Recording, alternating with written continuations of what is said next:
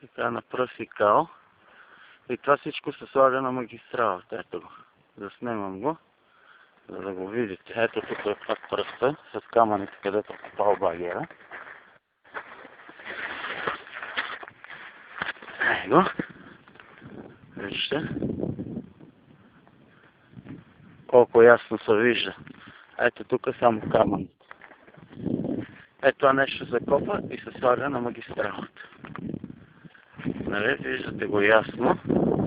Ако сега ще иде по-близко, за да се види. Защото това нещо трябва да се покаже как се прави магистрал. Погледнете.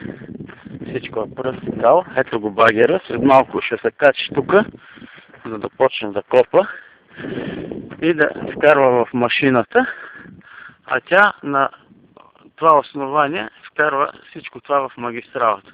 Тази пръст трябва да се изхвърли и да се почне от камъните. Но те пръст и кал всичко на едно, айде на магистралата. Нали по-ефтино излиза? Та пръст никъде не се изхвърля, а се хвърля в магистралата. Его, то се личи. Ако трябва, ще дойда да пипна. Ето го.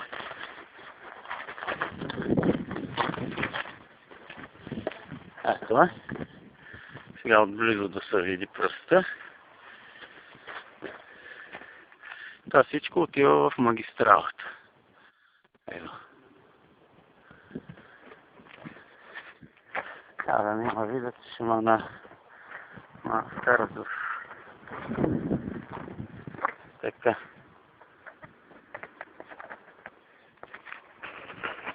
Ето тук пак показвам пръст и кал. Ето това се е пръст, чиста пръст и кал. Ето.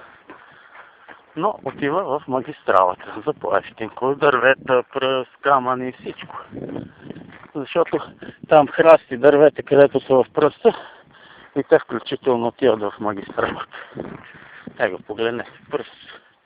Не каменно брашно, а пръст.